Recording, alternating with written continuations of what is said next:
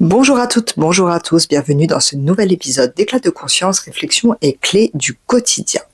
Aujourd'hui, je voulais aborder avec vous la notion de discours interne. Vous savez, cette petite voix qu'on a dans la tête qui commente à peu près tout ce que vous faites, tout ce que vous comptez faire, tout ce que vous avez pu faire, bref, j'en passe et des meilleurs. Eh bien, le discours interne, c'est ça. Parfois, elle a une tendance à vous encourager et parfois, c'est vraiment la critique intérieure, c'est vraiment celle qui vous met des bâtons dans les roues. Enfin, ça, c'est ce que vous croyez, en tous les cas. Mais justement, lorsqu'elle est critique, est-ce que c'est vraiment votre ennemi ?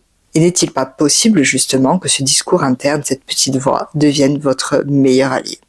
En gros, le discours intérieur, le discours interne, c'est cette voix qu'on a en permanence dans la tête. Je tiens à préciser qu'il y a des personnes qui n'ont pas, on va dire, cette petite voix dans la tête. Il y a des personnes qui ne connaissent pas ça. Il faut le savoir, mais la majorité des personnes l'ont. Donc voilà. Discours interne, c'est ce que vous vous racontez en permanence. Il est important de comprendre que cette petite voix, justement, n'est ni bonne ni mauvaise. En revanche, elle peut être très encourageante. Alors, quand vous vous dites « tu peux y arriver, tu vas y arriver, t'es la meilleure » ou « t'es le meilleur hein, », peu importe. Ou elle peut également être très critique, comme je vous l'ai dit. Ça va être « tu peux pas y arriver, de toute façon t'es pas assez ci, t'es trop ça, t'es nul, nanana. » Bref, je suppose que vous voyez exactement de quoi je veux parler. D'ailleurs, ça montre aussi certaines de vos croyances par rapport à vos propres capacités, en tous les cas, par rapport à vous. Il est donc important de prendre conscience de ce discours interne. Sachez-le, ça reste une clé. Voilà, j'attends pas la fin de mon propos. C'est clairement la clé, c'est de prendre conscience de ce qu'on se raconte. Ce discours interne, cette petite voix, d'où est-ce que ça vient ? Bon, du moins en tous les cas, comment est-ce qu'elle se construit ? Bien évidemment, il y a l'éducation, il y a les expériences, il y a les croyances, qu'elles soient mobilisantes, qu'elles soient limitantes.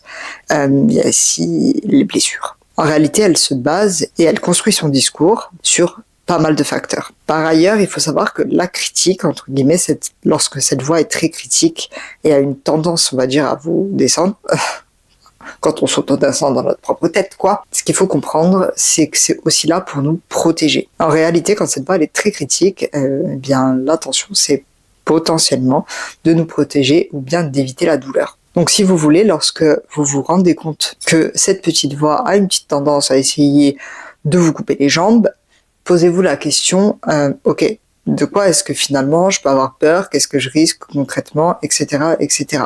Ou alors, ok, ça me renvoie à quelle expérience, à quelle blessure, qu'est-ce qui se passe. Mais comme je vous l'ai dit, souvent ça peut aussi être une histoire de peur qui se cache là-dessous. D'ailleurs, je vais vous inviter à faire le point entre la voix dite alliée, mais également la voix, on va dire, saboteuse.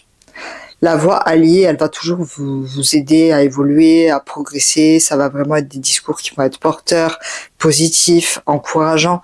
Vraiment comme si vous parliez à votre meilleur ami, en réalité. Parce que n'oubliez pas que, d'une manière générale, vous ne diriez pas à votre meilleur ami ce que vous racontez en cas d'échec, par exemple. Ça n'a aucun sens, vous ne le feriez pas. Au contraire, avec votre meilleur ami, vous aurez une tendance à être encourageant, à faire en sorte que la personne se sente valorisée, passe à l'action et prenne confiance en elle. La saboteuse, elle a une petite tendance à critiquer, à juger et à imposer justement cette peur. Le but, ce n'est pas d'éliminer la voix critique, c'est pas du tout d'éliminer cette petite voix. Et d'ailleurs, je vous déconseille de le faire, n'essayez pas. En revanche, je vous invite vraiment à l'écouter. Et je sais, je radote, mais plus vous écoutez et plus vous avez conscience de ce que vous vous racontez, plus vous pouvez détecter de choses et en savoir plus sur vous. D'ailleurs, comment on peut faire évoluer justement cette petite voix ? Donc déjà, premièrement, écoutez-la.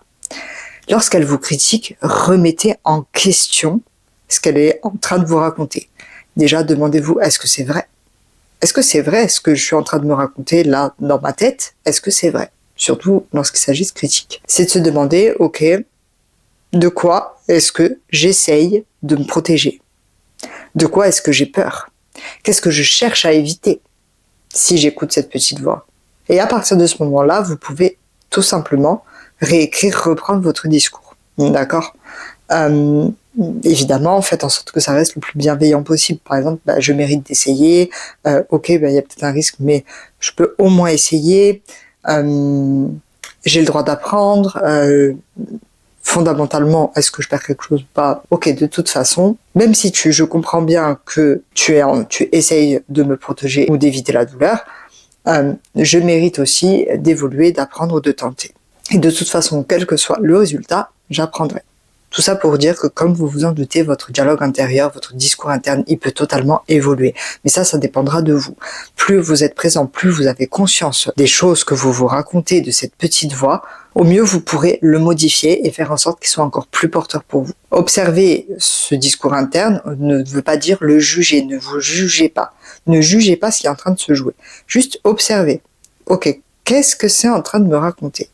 Et évidemment, vous pourrez transformer progressivement votre discours, afin que ce dernier puisse devenir naturellement porteur. N'oubliez pas que chaque petit changement que vous apportez à la manière dont vous vous parlez, c'est un pas de plus non seulement vers votre liberté, mais aussi vers votre estime de vous, votre confiance en vous, votre amour de vous et votre image de vous. Cet épisode touche à sa fin. Si ce dernier vous a plu, je vous invite à le liker. N'hésitez pas à vous abonner afin de découvrir les prochains épisodes. Je vous invite également à partager cet épisode, notamment aux personnes qui pourraient avoir besoin d'en entendre le contenu. Si vous souhaitez en savoir plus, je vous invite également à vous rendre en barre de description. Et en attendant, je vous dis à mardi prochain, même heure. Et surtout, n'oubliez pas, vous êtes la clé.